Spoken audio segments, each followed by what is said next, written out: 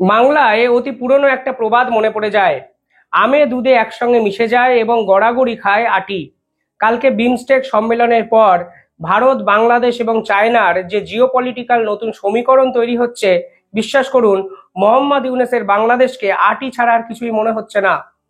মোহাম্মদ ইউনূস অত্যন্ত আশাবাদী ছিলেন চায়না হয়তো সেভেন সিস্টার্স নিয়ে কিছু মুখ খুলে কিছু কথাবার্তা বলবেন। চায়না কথা বলা মানে ভারত একটু চমকে যেতে পারত নিঃসন্দেহে, কারণ চায়নার সঙ্গে ভারতের লড়াইটা মানায়। মোহাম্মদ ইউনূসের বাংলাদেশের সঙ্গে কোনো ক্ষেত্রেই ভারতবর্ষের লড়াইটা এই মুহূর্তে কিন্তু মানায় না, অর্থাৎ পুরোটাই বেমানান। কালকে নরেন্দ্র মোদী এবং মোহাম্মদ ইউনূসের মিটিং এর পর ভারতের পক্ষ থেকে যে প্রেস কনফারেন্স করা হয়েছে, সেখানে ভারত পরিষ্কারভাবে জানিয়েছে এই মুহূর্তে এমন কোনো কথা মোহাম্মদ ইউনূসদের বলা উচিত নয় যা দুই দেশের সম্পর্ককে ক্ষতি করে। অর্থাৎ নরেন্দ্র মোদী পরিষ্কারভাবে বুঝিয়ে দিয়েছেন সেভেন সিস্টার্সকে কেন্দ্র করে মোহাম্মদ ইউনূস যে কথাবার্তাগুলো বলেছেন তা আসলে ভারতবর্ষ কোনোভাবেই মেনে নেবেন না। যদি সেভেন সিস্টার্সকে আক্রমণের ক্ষমতা বাংলাদেশের থাকতো তাহলে পুরো বিষয়টা আলাদা হতো। সেভেন সিস্টার্সকে কেন্দ্র করে হঠাৎ করে মোহাম্মদ ইউনূস চায়নাকে ইনভাইট করেছেন, অর্থাৎ তৃতীয় কোনো শক্তিকে তিনি ইনভাইট করেছেন বাংলাদেশে শুধুমাত্র ভারতের উপর প্রেসার তৈরি করার জন্য। এক অদ্ভুত জিওপলিটিক্যাল দর্শন। কালকে নরেন্দ্র মোদী পরিষ্কারভাবে বুঝিয়ে দিয়েছেন এই ধরনের দর্শন যদি থাকে তাহলে ভারতের সঙ্গে সম্পর্ক হয়তো আর রাখা উচিত নয় বাংলাদেশের।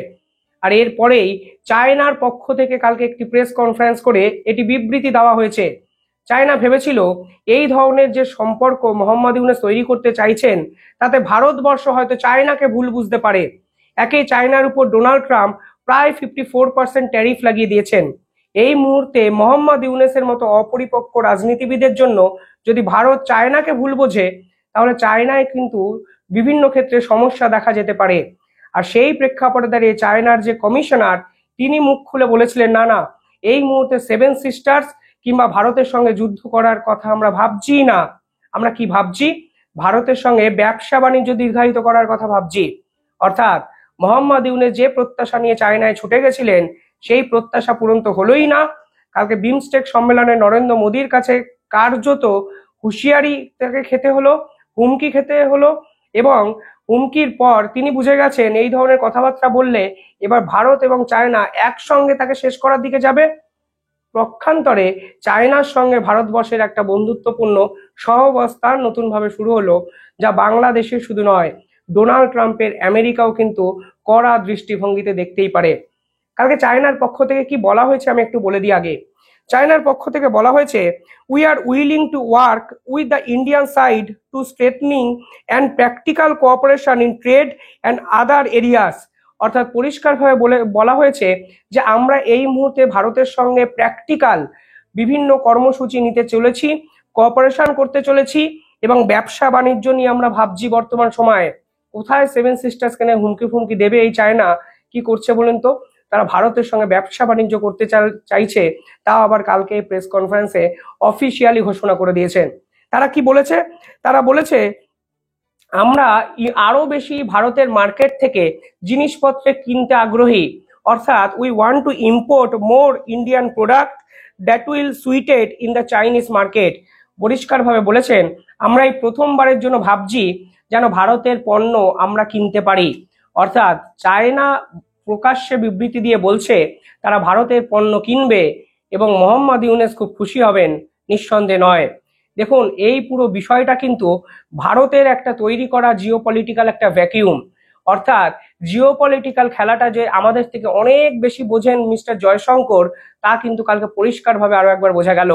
পাল্টা বিবৃতি নয়, পাল্টা র্যাডিক্যাল কোনো স্টেপ নয়, অথচ এই মুহূর্তে ভারত এমন একটা জায়গায় অবস্থান করছে।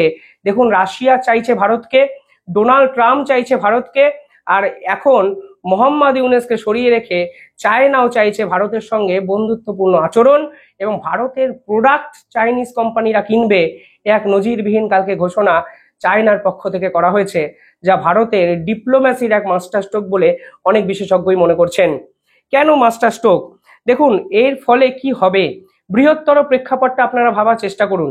এরপরে নিঃসন্দেহে আমাদের আর আমেরিকার মার্কেটের উপর ডিপেন্ড করে থাকতে হবে না। কারণ চায়না যদি ইন্ডিয়ান প্রোডাক্ট কেনে তাহলে কিন্তু আমেরিকার যে মার্কেট, যার উপরে বহু ভারতীয় ব্যবসায়ী ডিপেন্ড করে আছে, সেই ডিপেন্ডেন্সিটা কিন্তু অনেকটা কমে যাবে। অন্তত ডোনাল্ড ট্রাম্পকে বোঝানো যাবে যে তুমি যতই রেসিপ্রোকাল ট্যারিফ ভারতের উপরে চাপাও, আমরা শুধুমাত্র আমেরিকার উপর ডিপেন্ড করে বসে নেই।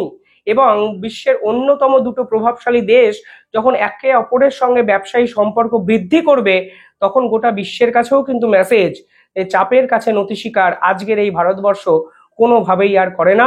পাল্টা অ্যাকশন, পাল্টা পথ ঠিক নিজের মতো করে খুঁজে নিয়েছে ভারতবর্ষ। পাশাপাশি কি হবে? পাশাপাশি আমরা আমাদের এক্সপোর্টকে বাড়াতে পারবো।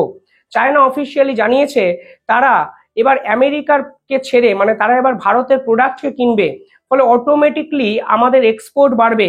এই মুহূর্তে ভারত এবং চায়নার মধ্যে 80 বিলিয়ন ট্রেড ডেফিসিট আছে, অর্থাৎ আমরা চায়নার থেকে অনেক বেশি জিনিসপত্র কিনি।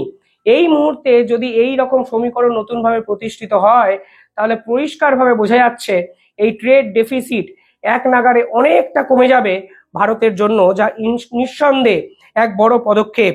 পাশাপাশি এই যে বর্তমান যে পরিস্থিতি এখন তৈরি হয়েছে, এই পরিস্থিতিতে চায়নার সঙ্গে সম্পর্ক বৃদ্ধি করা মানে আপনি রাশিয়ার সঙ্গে সম্পর্ক বৃদ্ধি করছেন।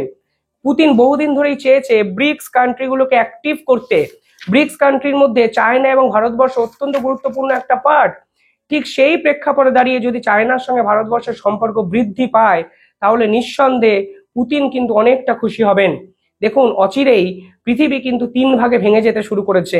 একদিকে ডোনাল্ড ট্রাম্পের আমেরিকা, যার পলিসি হলো আমেরিকান ফার্স্ট পলিসি, যেই পলিসি উনি ইমপ্লিমেন্ট করতে গিয়ে উনি আনপ্রেডিক্টেবল একটা পলিসির আমদানি বিশ্বজুড়ে করে ফেলেছেন। এই একটা দিক। অন্যদিকে দেখুন, রাশিয়া, চায়না এবং ভারতবর্ষ একত্রে কিন্তু একটি জোট বাঁধা তৈরি করছে, মানে সৃষ্টি করছে। অন্যদিকে ইউরোপীয় ইউনিয়ন, আফ্রিকা। এই প্রেক্ষাপটে দাঁড়িয়ে বাংলাদেশের মতো ছোট্ট পুচকে দেশ ঠিক কোন দিকে যাবে তা তো তাদের ব্যাপার, কিন্তু নিঃসন্দেহে এটা বোঝা যাচ্ছে এই যে ছোট ছোট টুকরো টুকরো মাল্টিপোলার জোনগুলো তৈরি হয়েছে, তা কোনো জোনেই বাংলাদেশকে রাখার প্রয়োজনীয়তা কোনো প্রভাবশালী রাষ্ট্রই ভাবছে না। কেনই বা রাখবে? একটা সন্ত্রাসবাদী দেশ না ব্যবসা বাণিজ্যে নিজেদেরকে উন্নত করতে পেরেছে, না ব্যবসা বাণিজ্যে নিজেদেরকে অংশগ্রহণ করতে পেরেছে, না শান্তি রক্ষায় তারা সাহায্য করতে পেরেছে। কোনো দিক থেকেই বাংলাদেশ কিন্তু এই মাল্টিপোলার যে ওয়ার্ল্ড হয়েছে কোনো ক্ষেত্রেই যায় না। উল্টে চায়নাতে গিয়ে চায়নার সঙ্গে সম্পর্ক বৃদ্ধি করতে গিয়ে ভারত বিদ্বেষী কথাবার্তাগুলো বলেছে, যা আজকে চায়নাও বুঝতে পেরেছে এই ধরনের কথাবার্তাগুলোকে প্রশ্রয় দেওয়া একদম ভুল হয়ে যাবে। ফলে চায়না আজকে অফিসিয়ালি জানিয়ে দিয়েছে তারা ভারতের সঙ্গে অনেক বেশি সম্পর্ক তৈরি করতে চায়।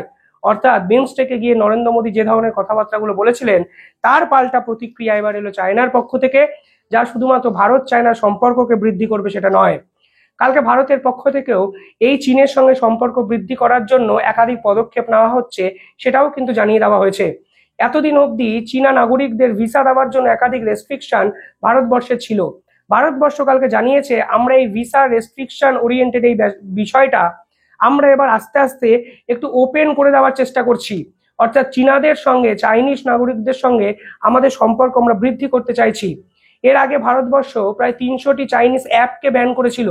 আজকের এই প্রেক্ষাপটে দাঁড়িয়ে যদি এই সম্পর্ক ঠিকঠাকভাবে এগোয়, তাহলে ধরে নেওয়া যায় কিছু অ্যাপের উপর দিয়ে নিষেধাজ্ঞা তুলে দেবে ভারত সরকার, যা কিন্তু নিঃসন্দেহে আমেরিকারও মাথা ব্যথার কারণ হতে পারে। পাশাপাশি ডিরেক্ট ফ্লাইট শুরু করা যায় নাকি, সেই চিন্তা ভাবনাও কিন্তু ভারতের পক্ষ থেকে করা হচ্ছে। এমনকি যে সকল চাইনিজ কোম্পানি তারা এবার থেকে এফডিআই অ্যাপ্লিকেশন করতে পারবে ভারতে, যা সম্পূর্ণভাবে বন্ধ ছিল এতদিন। অর্থাৎ ভারত এবং চায়না দুপক্ষই নিজেদের মধ্যে সম্পর্ক জোরদার করার চেষ্টা করছে, যা কালকে কিন্তু দুপক্ষই অফিসিয়ালি সাংবাদিক সম্মেলন করে প্রেস রিলিজের মাধ্যমে জানিয়ে দিল। অর্থাৎ মোহাম্মদ ইউনূসের স্বপ্ন পূরণ তো হচ্ছেই না, উল্টে যে নতুন সমীকরণ তৈরি হচ্ছে, এই সমীকরণে ডোনাল্ড ট্রাম্পের ঘুম 100% উঠতে বাধ্য। আপনারা কিভাবে দেখছেন ভারতের এই মাস্টার স্ট্রোক? কমেন্টে জানাবেন। ধন্যবাদ।